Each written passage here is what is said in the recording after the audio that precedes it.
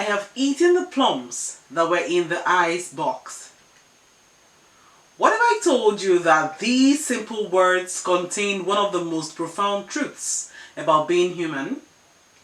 That in just 28 words, William Carlos Williams captured something we all recognize but rarely pause to appreciate. You know that feeling when you take the last piece of chocolate or use the hot water your roommate was saving for tea? That tiny moment of guilt mixed with pleasure. Williams took that exact feeling, that utterly ordinary human experience, and transformed it into poetry that has moved readers for nearly a century. Hello Poetry family. Welcome to the reaction room on the Poetry Show with Amy Fortran. Today we're going to analyze this poem written by William Carlos Williams titled This Is Just to Say, where we're going to discover how this deceptively simple poem about stolen plums can teach us to find the extraordinary in our everyday moments, how it invites us to slow down, pay attention, and recognize that our most mundane experiences are actually profound acts of being alive. Because sometimes the most beautiful poetry isn't written with a pen, it's lived in the space between guilt and gratitude, in the sweetness of something cold on a warm morning, in the simple act of saying, "Forgive me for being human." Let's listen to the poem and its analysis.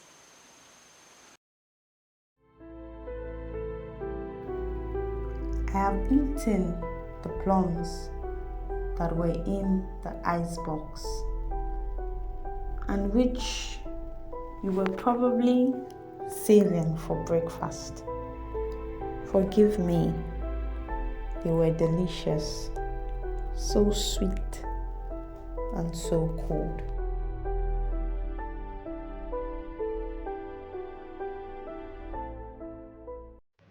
Let's be honest. When most of us think of poetry, we imagine grand things, love that spans centuries, nature's majesty, life and death, and everything cosmic in between. But Williams, he looked at his icebox and found infinity. This poem does something radical. It says that the moment you bite into cold, sweet fruit that wasn't meant for you, that tiny transgression, that burst of flavor, that mix of guilt and pleasure, that is worthy of art. That moment matters. How often do we rush through these small experiences? We eat breakfast while scrolling our phones. We grab fruit from the fridge without truly tasting it. We apologize quickly and move on. But Williams stops time. He makes us witness the weight of a plum, the coldness against our teeth, the gentle remorse mixed with unashamed joy. There is something almost meditative about how this poem unfolds. Notice how Williams breaks his lines. I have eaten the plums that were in the icebox. Each line break forces us to pause, to breathe, to really see what's happening. This isn't just about plums, it's about presence. It's about the revolutionary act of paying attention to our lives as we are actually living them. Think about your morning routine. What if, instead of rushing through it, you approached it like Williams approached his poem? What if you notice the temperature of your coffee, the way the light hits your kitchen counter, the texture of a piece of toast? What if you treated these moments not as obstacles between you and your real day, but as the very substance of your life well lived? Here's what I love most about this poem. The speaker isn't sorry he ate the plums. Not really. He says, "Forgive me," but then he tells us exactly why he'll do it again. They were delicious, so sweet, and so cold. This is honesty that cuts through pretense. We're not perfect beings who always resist temptations. We're humans who sometimes eat the fruit that wasn't ours, who make small selfish choices, who find joy in the very acts we know we shouldn't commit. And Williams suggests that this imperfection, this beautiful human messiness, is exactly what makes life worth celebrating. This poem doesn't demand we be better. It invites us to be more honest about who we already are. So, here's my challenge for you. What are the plums in your life? What small perfect moments are you missing because you're waiting for something bigger to notice? Maybe it's the way your pet stretches in the afternoon sun, the sound your coffee makes when you pour it out, the feeling of clean sheets all day long, the apology you owe someone for something small but real. Williams shows us that poetry isn't just for poets. It's for everyone willing to slow down enough to taste their life as they are living it.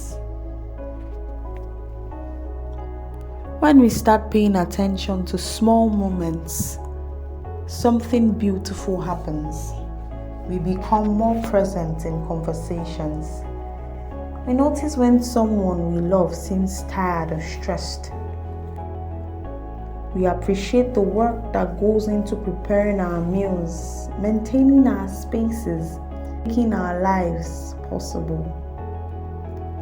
This kind of attention is an act of love toward ourselves, toward others, towards the world that holds us.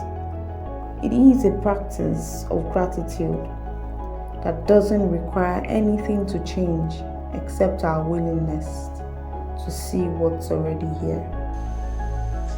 If this exploration of finding beauty in the ordinary resonated with you, don't forget to like this video and give it a thumbs up. And subscribe for more poetry that speaks to the soul. Your support helps us continue bringing these timeless voices into conversation with our modern lives. And here is something special I'm thrilled to share with you. This is just the beginning of our Poetree Unblock Reading journey. We are embarking on something extraordinary together, long-form readings that will take us deep into the heart of poetry anthologies, ancient legends, and myths from long ago. Picture this. We'll spend entire episodes wandering through collections of verse, exploring how poets across centuries have captured the human experience.